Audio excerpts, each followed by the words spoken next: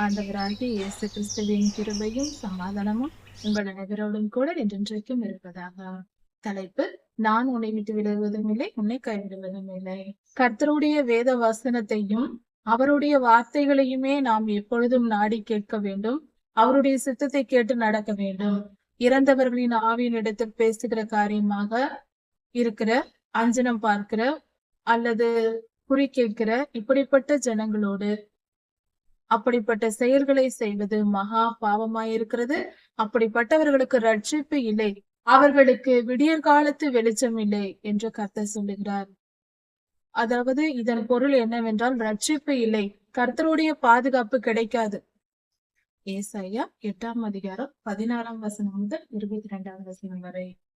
இந்த வேத பகுதியை தியானிப்பதற்கு முன்பாக சற்று இதன் அடித்தளம் என்ன என்பதை சற்று கவனித்துக் கொள்வோம்.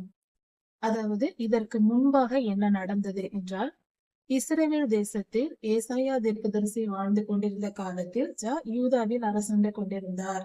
அப்பொழுது இஸ்ரவேலர்கள் பிரிந்திருந்தார்கள். இஸ்ரவேலர்கள் அந்த 10 கோத்திரங்களும் சேர்ந்து இஸ்ரவேலர்கள் எனப்பட்டார்கள். அவர்கள் சீரிய தேசத்தோரோடு சேர்ந்து கொண்டு, சீரிய தேசத்து ராஜாவோடு சேர்ந்து கொண்டு, ரேத்சீன் எனும் அந்த ராஜாவோடு சேர்ந்து கொண்டு யூதாவை எதிர்த்து சண்டையிட வந்தார்கள். அதாவது இஸ்ரவேலர்களின் ஒரு கோத்திரமான யூதா கோத்திரம் கர்த்தரால் தெரிந்து கொள்ளப்பட்ட கோத்திரமா இருக்கிறது. இப்படிப்பட்ட கர்த்தருடைய ஜனங்களுக்குள் 2 பிரிவாக பிரிந்து மற்ற அந்நியரோடு சேர்ந்து கொண்டு சண்டையிட இஸ்ரவேலர்கள் வந்தார்கள். இப்படி இருக்கும்போது யூதா கோத்திரத்தின் ராஜா மிகவும் கலங்கி போனார். அந்த சமயத்தில் ஏசாயா தீர்க்கதரிசி அப்பொழுது வாழ்ந்து வந்தார். ஏசாயா தீர்க்கதரிசிக்கு அந்த சமயத்தில் கர்த்தருடைய வார்த்தை உண்டாயிற்று.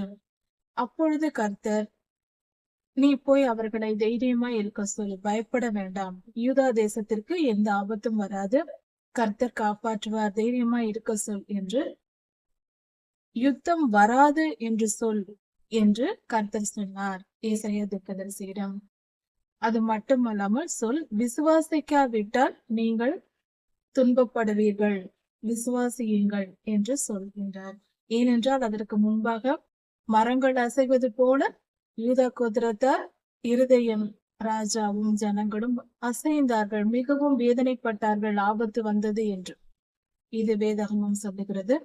இப்படி கர்த்தர் சொல்லி இதை சொல் என்றார். ஏசாயா தீர்க்கதரிசியும் ஆகாஸ் ராஜாவிடம் சொன்னார். இதை கேட்ட பின்பு உசியா ராஜா விசுவாசத்தோடு கர்த்தரை நோக்கி காத்திருக்காமல் அவர் ஒரு தவறு செய்தார். அவர் என்ன செய்தார் என்றால், நேராக, அதாவது இஸ்ரவேலர்கள் சீரிய தேசத்தோரோடு சண்டையிட வந்தார்கள் சேர்ந்து கொண்டு. யூதா தேசத்து ராஜாவாகிய உசியா கர்த்தரை சொல் கேளாமல், கர்த்தரை நம்பி இருக்காமல், கர்த்தர் சொன்ன வார்த்தைகளை ஏற்றுக்கொண்டு அதன்படி கீழ்ப்படிந்திருக்காமல், பொறுமையோடு காத்திருக்காமல், அசீரியா ராஜாவாகிய வேறு ஒரு பலத்த ராஜா, அசிரியா தேசத்தின் ராஜாவாகிய திகிலாத் பிலேசர் என்கிற அந்த ராஜாவை நோக்கி தமக்கு உதவும்படி கேட்டுக்கொண்டார். அதற்கு காணிக்கையாக யூதா தேசத்தில் இருந்த எருசலேமில் கர்த்தருடைய தேவாலயத்தில் இருந்த பொன்னும் வெள்ளியும் மற்றும் அரசாங்க கஜானாவில் இருந்த யூதா தேசத்து அரசாங்கத்தில் இருந்த பொன்னும் வெள்ளியும் இதை எடுத்து யூதா ராஜாவாகிய உசியா திகிலாத் பிலேசரிடம் காணிக்கையாக 1000 வெள்ளிக்காசு கொடுத்து, வெள்ளிக்காசு தங்க காசு கொடுத்து, 1000 காசுகளை கொடுத்து, எங்களுக்கு காப்பாற்றுங்கள், உமக்கு மகன் போல நான் இருக்கிறேன், எனக்கு உதவி செய்யுங்கள், என் எதிரிகளை முறியடித்து போடுங்கள் என்று சொல்லி அனுப்பினார். அதை பெற்றுக்கொண்ட திகிலாத் பிலேசர் என்னும் அசீரிய ராஜா ஏற்றுக்கொண்டு நேராக இஸ்ரவேல் தேசத்தாரோடும் சீரியரோடும் சண்டையிட்டு அவர்களை சிறைப்பிடித்து அவர்களை தோற்கடித்து விட்டு வந்து விட்டார். பணத்தை வாங்கி கொண்டு அவர் வேலையை முடித்து விட்டார் அசீரிய ராஜாவாகிய திகிலாத் பிலேசர். இந்த காரியம் கர்த்தருடைய ஜனங்கள் செய்யக்கூடாத காரியமா இருக்கிறது. இஸ்ரவேலர் அந்நியரோடு சேர்ந்து வந்தது தவறு, தமக்குள்ளே சண்டையிட்டு கொண்டதும் தவறு, அந்நியரோடு சேர்ந்தது அதை விட பெரிய தவறு. கர்த்தர் நமக்கு நியாயப்பிரமாணத்தில் கொடுத்திருக்கிறார், அதை மீறி நடந்தது தவறு. அது மட்டுமல்லாமல் யூதா தேசம்தான் கர்த்தருக்கு பரிசுத்தமாய் ஒரு கோத்திரம் தான் இருந்தது. அந்த தேசமும் அந்த ஜனங்களும் இப்படி கர்த்தரை விட்டு கர்த்தருடைய வார்த்தைக்கு கீழ்ப்படிந்து பொறுமையோடு இருக்காமல் அந்நியரை நாடி போனது கர்த்தருடைய பார்வைக்கு கோபமானது. இதன் விளைவாக கர்த்தர் கோபப்பட்டு அவர்களை தண்டிக்கிறார். அதாவது இவர்கள் என்ன செய்திருக்க வேண்டும்? சுமார் கிமு 700 ஆண்டுகளில் நடந்த காரியம் இது. இப்படிப்பட்ட நிலை அந்த காலத்தில் நடந்தது. இன்று இந்த வார்த்தைகள், இந்த காரியங்கள் ஒவ்வொரு கிறிஸ்தவர்களான நமக்கு தேவையா இருக்கிறது. நாம் என்ன செய்கிறோம் என்பதை சற்று கவனித்து பார்க்க வேண்டும். முதலில் இந்த சரித்திரத்தை நாம் கவனித்துக் கொள்வோம். இவர்கள் என்ன செய்தார்கள்? வேதாகமத்தை நாம் அறிந்து கொள்ளும் போது இஸ்ரவேலர்கள் அந்த காலத்தில் என்ன தவறு செய்தார்களோ அவர்களுடைய கர்ப்ப பிறப்பாய் இருக்கிற உலகெங்கும் இருக்கிற கிறிஸ்தவர்களும் அதே தவறை செய்கிறவர்களாய் இருக்கிறோம். அது நம்முடைய சுபாவமாய் இருக்கிறது. அதனால் அவர்கள் செய்த தவறை புரிந்து கொண்டு அதை நாம் செய்யாமல் இருக்க நாம் முடிவு செய்ய வேண்டும். இதைதான் கர்த்தர் எதிர்பார்க்கிறார். அவர்கள் என்ன செய்தார்கள் என்பதை சற்று கவனிப்போம். இவர்கள் இப்படி நடந்து கொண்டது தவறா இருந்தது. கர்த்தருடைய கோபத்தை மூட்டினார்கள் யூதா தேசத்தார். இது நிமித்தம் கர்த்தர் சொன்ன வார்த்தையாவது, சாட்சி ஆகமத்தை கட்டி என் சீஷருக்குள்ளே முத்திரை போடுங்கள் என்றார். அதாவது இவர்கள் இப்படி செய்தது நிமித்தம் கர்த்தர் ஏசாயா தீர்க்கதரிசியிடம் பேசினார். நீயும் உன்னை சேர்ந்தவர்களும், அதாவது கர்த்தரிடத்தில் பயபக்தியா இருந்து தீர்க்கதரிசிக்கு செவி கொடுத்து வாழ்ந்த ஒரு கூட்டத்தார் ஜனங்களும் இருந்தார்கள். பெரும்பாலான ஜனங்கள் கர்த்தருக்கு விரோதமாய் கர்த்தரை விசுவாசிக்காமல் போய்விட்டார்கள். பயந்து, சூழ்நிலைகளுக்கு பயந்து அவர்கள் அடுத்த ராஜாவின் உதவி நாடி போய்விட்டார்கள். அதிகமான ஜனங்கள் அப்படி போயிருந்தாலும் கர்த்தருக்கென்று பக்தி வைராக்கியம் உள்ள, கர்த்தரை விசுவாசித்து காத்திருந்த கூட்டத்தாரும் அங்கு இருந்தார்கள். கர்த்தர் அவர்களை அழைத்து கொண்டு அவர்களை சேர்த்து கொண்டு நீயும் உன் ஜனங்களும் எச்சரிக்கையுடன் இருங்கள் என்று ஏசாயா தீர்க்கதரிசியிடம் சொன்னார். அதாவது நீங்கள் என்னிடத்தில் உண்மையாயிருங்கள், அவர்களை பின்பற்றாமல் என் வார்த்தைகளை கடைபிடித்து வேத வசனத்தை தியானித்து அதன்படி வாழுங்கள் என்று சொன்னார். அதன் பின்பாக நீ இந்த வேதாகமத்தை கட்டி முத்திரை போடு என்று சொன்னார். பைபிள் அந்த காலத்தில் ஒரே ஒரு வேதாகமம் தான் தேவாலயத்தில் இருந்தது. நியாயப்பிரமாண புஸ்தகம் என்று இருந்தது. வேதாகமம் என்பது இப்பொழுது இருப்பது போல எல்லோர் கையிலும் இல்லை. அந்த காலத்தில் பேப்பர் கிடையாது. வேதாகமம் எல்லா இடத்திலும் பிரதியாக இல்லை. ஒரே ஒரு வேதாகமம், அதை தேவாலயத்தில் இருந்தது. அதில் ஆசாரியர் எடுத்து பண்டிகை நாட்களில் படிப்பார். அதை கேட்டுதான் ஜனங்கள் வாழ்வார்கள். வருடத்தில் 3 நாள் 3 முறை பண்டிகை கொண்டாடப்படும். அந்த பண்டிகை நாட்களில் வேத புஸ்தகம் வாசிக்கப்படும். அதை பெரியோர்கள் கேட்டு தன் குடும்பத்தாருக்கும் தன்னை அறிந்தவர்களுக்கும் பிறருக்கும் சொல்லுவார்கள். இப்படியாக தான் அன்று இஸ்ரவேலர்கள் வாழ்ந்து வந்தார்கள். அப்படி இருக்க கர்த்தர் வேத வசனத்தை அவர்களை விட்டு விலக்குகிறார். இன்றும் இந்த காரியத்தை நாம் சற்று கவனமாய் புரிந்து கொள்ள வேண்டும். பல பேர் வேதம் வாசிப்பதில்லை, ஜெபிப்பதில்லை. ஆனால் பெரும்பாலான ஊழியர்கள் சொல்லுவார்கள். என்ன சொல்வார்கள் என்றால், ஜெபியுங்கள், வேதம் வாசியுங்கள் என்று அறிவுறுத்தி கொண்டே இருப்பார்கள். ஆனால் எவ்வளவுதான் சொன்னாலும் இந்த ஜனங்கள் கேட்க மாட்டார்கள். வேதத்தை வாசிக்க வேண்டும் என்று அந்த நேரத்தில் தோன்றும், வீட்டிற்கு வந்தால் அதன் பின்பு தோன்றாது. ஏன் இப்படி நடக்கிறது? இதுதான் கர்த்தருடைய கோபத்திற்கு நாம் ஆளாகி இருக்கிறோம் என்று பொருள். நாம் வேதம் எடுத்து வாசிக்க வேண்டும் என்றால் கர்த்தருடைய கிருபையை பெற்றவர்களுக்கே அந்த பாக்கியம் கிடைக்கும். முதலில் அதை புரிந்து கொள்வோம். எல்லாம் நாமாக செய்கிறோம் என்று நினைக்க வேண்டாம். நாமாக செய்வது என்று பெரிய காரியம் எதுவும் இல்லை. கர்த்தரே நம்மை வழி நடத்துகிறார். நமக்குள் விசுவாசம் வர வேண்டும் என்றால் கர்த்தர் நம்மை தெரிந்து கொள்ள வேண்டும். அதே போல வேத புஸ்தகம் வாசிப்பது என்பது நாம் நினைத்து கொண்டிருக்கிறோம், பெருமை பாராட்டி கொண்டு, எனக்கு நேரம் இல்லை அதை படிக்க என்று. எவ்வளவு முட்டாள்தனமான பதில் தெரியுமா இது? வேதம் வாசிக்க நம்மால் முடியவில்லை என்றால் கர்த்தருடைய கோபத்தை நாம் சுமந்திருக்கிறோம். வேதம் வாசிப்பது என்பது மிகப்பெரிய பாக்கியம். அந்த பாக்கியம் நமக்கு கிடைக்கவில்லை என்று பொருள். அதற்காக நாம் தான் வேதனைப்பட வேண்டும், பிறர் அல்ல. அடுத்தவர்களுக்கு எந்த நஷ்டமும் இல்லை, நமக்கு தான் நஷ்டம். வேதம் வாசிக்காவிட்டால் நமக்கு தான் நஷ்டம். நமக்கு தான் நன்மைகள் இல்லை, நமக்கு தான் பரிசுத்தம் இல்லை, நமக்கு தான் துன்பத்திற்கு ஆளாகி வேதனையை அனுபவிக்க வேண்டி வரும். அதை நாம் சற்று புரிந்து கொண்டால் நலமாயிருக்கும். அதாவது வேதம் வாசிப்பது என்பது நமக்கு கர்த்தர் கொடுத்த மிகப்பெரிய ஆசீர்வாதம். அது ஒரு பெரும் பாக்கியம். அதை எப்பொழுதும் இழந்துவிடக் கூடாது. உண்ண மறக்கலாம், உறங்க மறக்கலாம், ஆனால் வேதம் வாசிக்க மறக்க கூடாது. அதை நாம் நினைக்காமல் இருக்கக்கூடாது. அதாவது வேதம் வாசிப்பதை மறப்பது என்பது உலகத்தின் மிகப்பெரிய முட்டாளும் மிகப்பெரிய பாவியும் செய்கிற செயலா இருக்கிறது. ஏனென்றால் முட்டாள்தனத்திற்கும் பாவத்திற்கும் நெருங்கிய தொடர்பு உண்டு. முட்டாள்கள் பாவம் செய்வார்கள், புத்தியுள்ளவர்கள் பரிசுத்தமாய் வாழ்வார்கள். கர்த்தரை கனப்படுத்தாமல் கர்த்தருக்கு விரோதமாய் அவர்கள் செயல்பட்டு கர்த்தரை மறந்து அந்நியரை உதவிக்கு நாடியதினால் கர்த்தர் கோபம் உண்டு. அவர் தம்முடைய ஆகமங்களை எடுத்துவை என்று சொன்னார். வேத வசனத்தை அவர்களை விட்டு விலக்கினார். அதன் பின்பு அவர்களுக்கு துன்பமும் துயரும் தான் வந்தது. மிகப்பெரிய பேரழிவு. இஸ்ரவேலில் அநேகர் சாகும்படி கர்த்தர் அவர்களை தண்டித்து அழித்து போட்டார். இப்படிப்பட்ட பாவம் செய்தவர்களை கர்த்தர் அழித்து போட்டார். அதாவது ஒரு மனிதன் பாவம் செய்கிறான் என்றால் கர்த்தர் அதை அவர்களை அழிக்க வேண்டிய அவசியம் ஏற்படுகிறது. ஏனென்றால் ஒரு நோய் கிருமி போலதான் பாவமும். பாவத்திற்கும் நோய் கிருமிகளுக்கும் நெருங்கிய தொடர்பு உண்டு.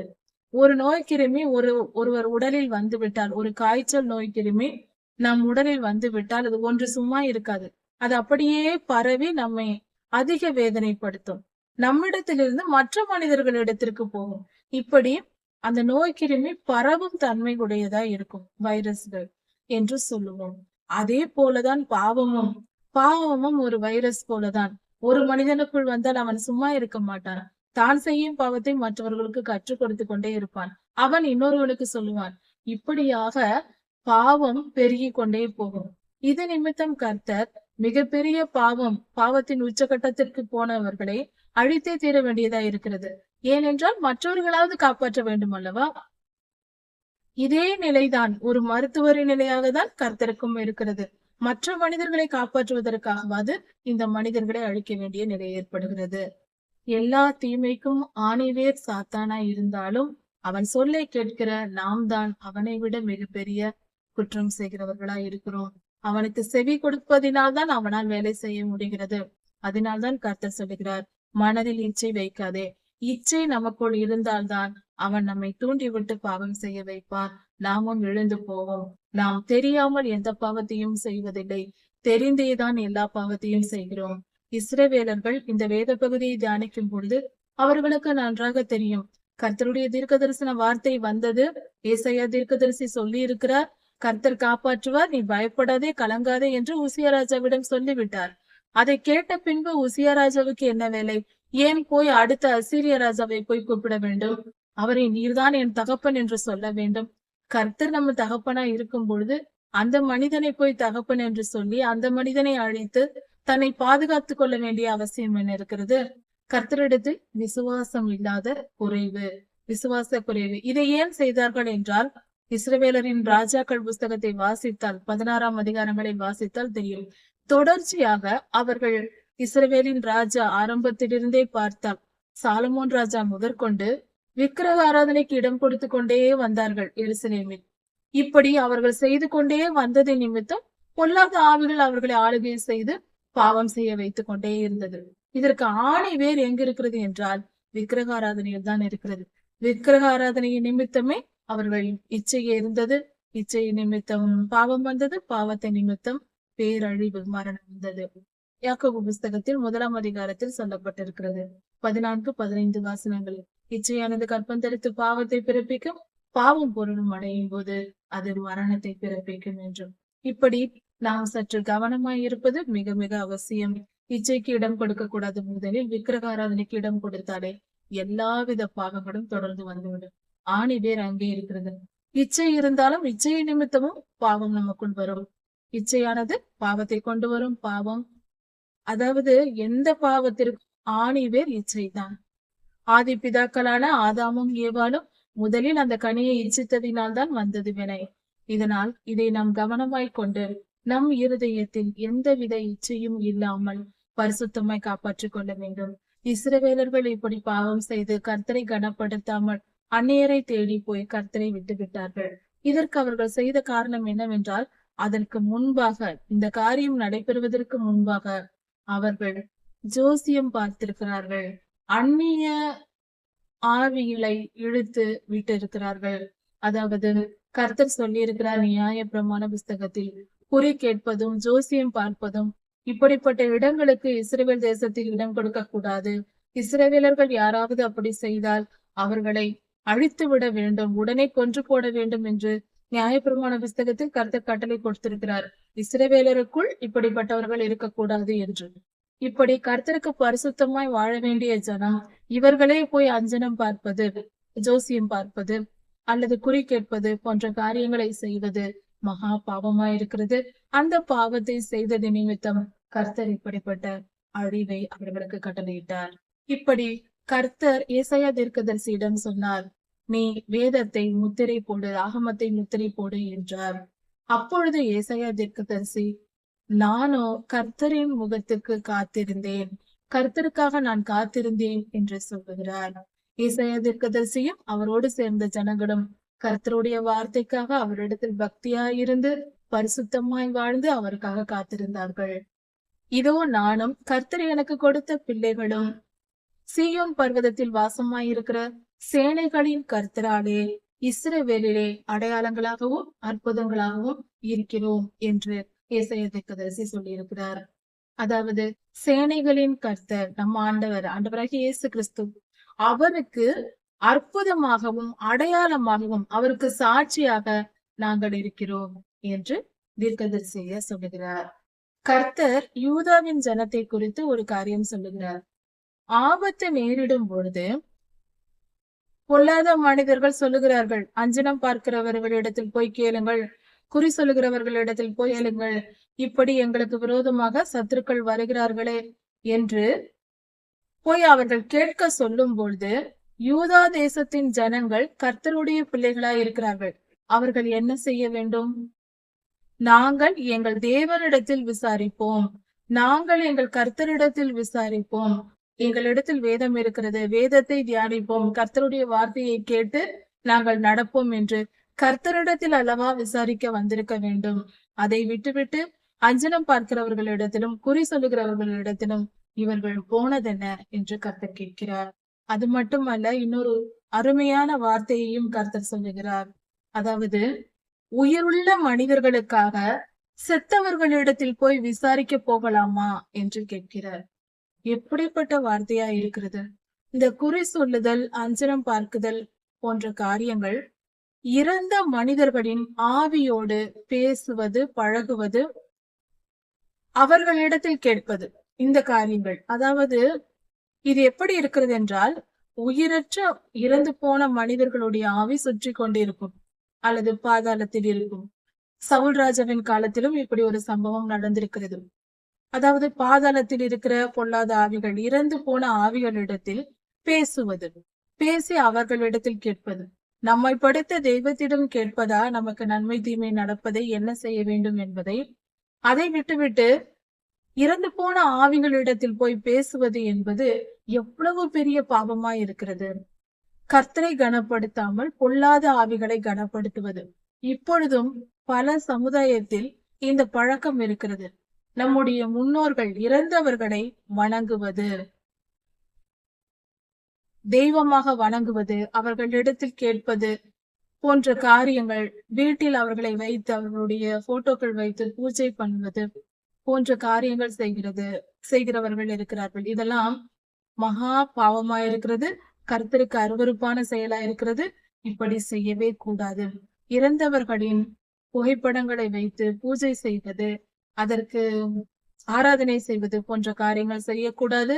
அந்த பொல்லாத ஆவிகளை தேடி போகவும் கூடாது. குறி கேட்பது, அஞ்சனம் பார்ப்பது போன்ற காரியங்கள், நல்ல நாள் பார்ப்பது, கெட்ட நாள் பார்ப்பது, சகுனம் பார்ப்பது, இதெல்லாம் கர்த்தருக்கு அருவருப்பானது. இதெல்லாம் மகா பெரிய பாவம், கர்த்தரை மகா கோபம் ஊட்டுகிற செயலா இருக்கிறது. இப்படி செய்யாதே என்று கர்த்தர் சொல்லுகிறார். இவர்கள் இப்படி செய்தது கர்த்தருக்கு மகா கோபத்தை உண்டு பண்ணியது. வேதத்தையும் சாட்சி ஆகமத்தையும் அல்லவா கவனித்திருக்க வேண்டும். அதை விட்டுவிட்டு இதை ஏன் செய்ய போனார்கள் என்று கர்த்தர் கேட்கிறார். இந்த வார்த்தைகளின்படி சொல்லாவிட்டால் அவர்களுக்கு விடியற் காலத்து வெளிச்சம் இல்லை என்று கர்த்தர் சொல்லுகிறார்.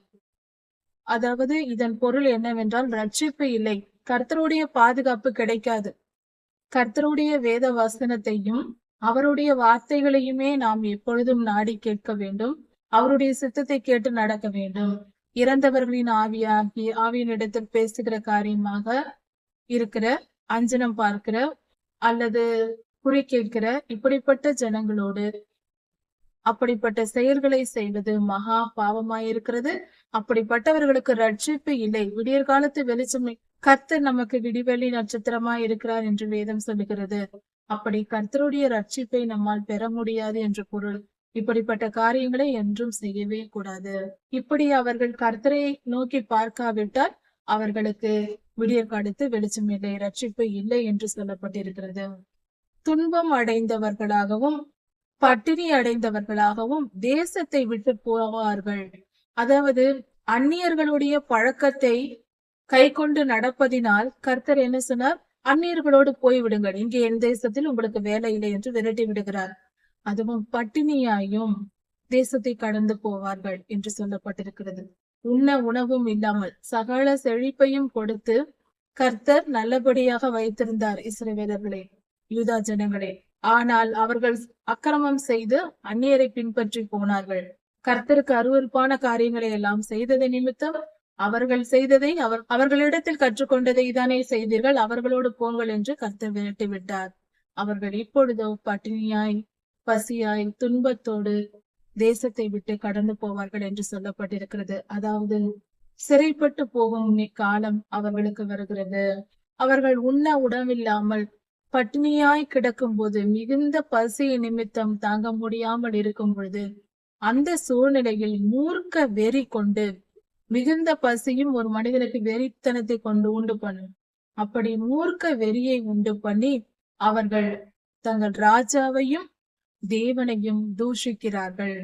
ராஜாவையும் தேவனையும் தூஷிக்கிறார்கள். அப்படிப்பட்ட காரியத்தை செய்கிறார்கள். இந்த செயல் இன்னும் மிகப்பெரிய பாவத்தை அந்த மனிதர்களுக்கு கொண்டு வரும். அவர்கள் வானத்தை நோக்கி பார்த்தாலும் பூமியை நோக்கி பார்த்தாலும் அந்தகாரமும் இருட்டும் தான் இருக்கும். அவர்களுக்கு வெளிச்சம் இல்லை. இடுக்கத்தால் இருள் அடைந்து அந்தகாரத்திலே தள்ளுண்டு போவார்கள், பாதாளத்தில் தள்ளுண்டு போவார்கள் என்று சொல்லப்பட்டிருக்கிறது. இதன் பொருள் ரட்சிப்பு அவர்களுக்கு இல்லை, பரலோகத்தில் இப்படிப்பட்டவர்கள் வர முடியாது என்று பொருள். இந்த அதிகாரத்தின் இந்த வேத பகுதியின் கருத்து என்னவென்றால், யூதா ஜனங்கள் அஞ்சனம் பார்த்தார்கள், குறி கேட்டார்கள். இந்த சகுனம் பார்ப்பது, நல்ல நாள் கெட்ட நாள் பார்ப்பது, நல்ல நேரம் கெட்ட நேரம் பார்ப்பது, திருமண காரியங்களுக்கு ஜோசியம் பார்ப்பது, இப்படிப்பட்ட காரியங்கள் எல்லாம் கர்த்தர் நமக்கு ரட்சிப்பை தராதபடிக்கு தடை பண்ணும். கர்த்தரிடத்திலிருந்து நமக்கு கிடைக்கும் ரட்சிப்பு நம்மை விட்டு விலகி போகும். கர்த்தருடைய ஜனங்கள் இதை செய்தால் அவர்கள் பரலோகத்திற்கு போக முடியாது. இப்படிப்பட்ட காரியங்களை செய்தால் பரலோகத்திற்கு போக முடியாது. அந்தகாரத்திலே தள்ளுண்டு போவார்கள் என்று சொல்லப்பட்டிருக்கிறது. பாதாளத்தில் தள்ளுண்டு போவார்கள், அவர்களுக்கு ரட்சிப்பு கிடையாது என்று மிக தெளிவாக கர்த்தர் சொல்லியிருக்கிறார். உலகத்தில் இறந்த பின்பும், இந்த உலகத்திலிருந்து போன பின்பும் கூட பரலோகம் செல்ல முடியாது. எவ்வளவு பெரிய கிறிஸ்தவர்களாயிருந்தாலும், ஊழியக்காரர்களாயிருந்தாலும், போதகர்களாயிருந்தாலும், பிஷப்பா இருந்தாலும், இப்படிப்பட்ட பாவம் எந்த மனிதன் செய்தாலும் பரலோகத்தை தொட முடியாது. அங்கு நமக்கு வேலை இல்லை. இந்த பாவத்தை செய்தால் பரிசுத்தமாய் வாழ்ந்தால்தான் கர்த்தருடைய ஜனமாயிருந்து நம்ம அங்கு போக முடியும். சற்று கவனிப்போம். இந்த வேத புத்தகம் நம் கைகளில் இருக்கிறது. இந்த வசனங்களை சுமந்து கொண்டுதான் நாம் ஒவ்வொரு நாளும் வாழ்ந்து கொண்டிருக்கிறோம். தேவாலயத்திற்கு செல்லும் போது வேத புத்தகத்தை எடுத்து போகிறோம். இதில் தான் இந்த வார்த்தைகள் எல்லாம் இருக்கிறது. இதை சுமந்து கொண்டே போய்விட்டு சுமந்து கொண்டே வந்து வைத்து விட்டு எனக்கு தெரியாது என்று கர்த்தருடைய நியாயத்தீர்ப்பு நாளில் நம்மால் சொல்ல முடியாது. உன் கைகளில் நான் உனக்கு எழுதி கொடுத்திருக்கிறேன் என்று சொல்வார். ஏசாயா 8ஆம் அதிகாரம் உன் கைகளில் இல்லையா? யூதா ஜனங்கள் இப்படிப்பட்ட பாவம் செய்த போது நான் அவர்களுக்கு அறிவுரை சொல்லவில்லையா? அவர்களை நான் தண்டிக்கவில்லையா? இந்த அதிகாரத்தை உன் கைகளில் வைத்திருந்தாயே என்று கர்த்தர் சொல்லுவார். நம்மால் ஒன்றும் பேச முடியாது. அங்கு போயெல்லாம் தயவு செய்து இப்பொழுதே மனம் திரும்பி விடுவோம். சாக்கு போக்கு சொல்ல முடியாது.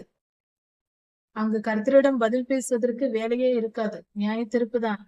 அந்த அளவுக்கு கர்த்தர் எல்லா வாய்ப்புகளையும் இங்கே கொடுத்து விடுகிறார். நாம் சாமி எனக்கு இது முடியவில்லை, நான் என்னிடத்தில் அது இல்லை என்று சொல்லவே முடியாது.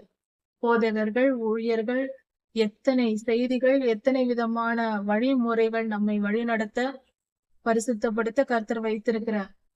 எல்லாவற்றையும் தாண்டியும் எல்லாம் நமக்கு பெற்றும் நாம் ரட்சிக்கப்படாமல் பாவம் செய்து கொண்டிருந்தால் பதில் பேச வேலைகளை நேராக கீழே தள்ளி விடுவார். ஒரே ஒரு முறைதான், மீண்டும் வர முடியாது. நம் உயிர் நமக்கு கொடுக்கப்பட்டிருக்கிறது. அதை பத்திரமாய் காப்பாற்றி, அதுதான் ஆத்துமா. நம் ஆத்துமாவை காப்பாற்றி பரலோகத்திற்கு போகும் வழியை பார்ப்போம். இந்த உலகத்தில் இன்பத்தை தேடிக்கொண்டு இதில் ஒன்றுமில்லை, எல்லாம் குப்பைதான், எல்லாம் மாயை என்று வேதம் சொல்லுகிறது, பிரசங்கில் சொல்லப்பட்டிருக்கிறது. இந்நாள் வரைக்கும் நாம் ஆசையாய் எதிர்பார்த்திருந்த ஒவ்வொரு காரியத்தையும் யோசித்து பாருங்கள். அந்த பொருள் கிடைக்கும் வரைக்கும் ஆசையாய் இருக்கும். அந்த விஷயம் கிடைக்கும் வரைக்கும், கிடைத்த பின்பு அது இவ்வளவுதானே என்று தோன்றும். அதை நினைத்து கூட நம்மால் பார்க்க முடியாது. நினைக்க கூட மாட்டோம், விட்டு விடுவோம், மறந்து போவோம். இப்படியெல்லாம் நடக்கும். இப்படி இருக்க ஒரு படிப்பாக இருக்கலாம், வேலையாக இருக்கலாம், நன்றாக படிக்க வேண்டும் ஆசை என்று படிப்போம். படித்து முடித்த பின்பு அந்த படிப்பை பற்றி நினைக்க மாட்டோம். வேலை வேலை என்று சொல்வோம். வேலை கிடைத்த பின்பு திருமணம் திருமணம் திருமணம் என்போம். வேலையை மறந்து விடுவோம். வேலை பாரமாகி விடுவோம். திருமணம் நடந்த பின்பு கணவன் மனைவி மிகவும் அன்பாயிருக்கிறது போல கொஞ்ச காலம் தோன்றும். அதற்கு பின்பு ஒருவருக்கொருவர் பாரமாய் தோன்றும். அடுத்த ஆசை பிள்ளைகள், பிள்ளைகளும் அப்படி. அடுத்தது வீடு வாசல், இப்படி ஒவ்வொன்றாய் ஆசைப்படுவோம். அதன் பின்பு அது சளைத்து போகும். இதில் எல்லாம் மாயைதான். காற்றுக்கு மிழை உடைத்தால் மறைந்து போவது போல மாயையாய் போய்விடும். நிரந்தரமான இன்பம் எது? பரலோக ஆசீர்வாதம் மட்டுமே. அதை நோக்கி பார்ப்போம். தயவு செய்து மனம் திரும்புவோம். நம்முடைய நோக்கம் நித்தியத்தை அடைவதா இருக்க வேண்டும். இந்த உலகத்தில் சாதனை என்றால் உண்மையிலேயே அது ஒன்றுதான். நம் உயிரை காப்பாற்றிக் கொள்கிற அக்னி கடலில் இருந்து காப்பாற்றி பரலோகத்திற்கு போகும் சாதனையை விட மிஞ்சின சாதனை இந்த உலகத்தில் வேறு என்ன இருக்கிறது? யோசித்து பார்ப்போம். கர்த்தருக்கு பயந்து நடப்போம். ஞானம் உள்ளவர்களாய் செயல்படுவோம். கொஞ்சம் ஞானத்தை பெற்றுக்கொள்வோம். கொஞ்சம் சிந்திப்போம். வாழ்க்கையை புரிந்து கொள்வோம். கர்த்தர் உங்களை ஆசீர்வதிப்பாராக. இதன் தொடர்ச்சியை அடுத்த செய்தியில் பார்க்கலாம். மாரநாதா.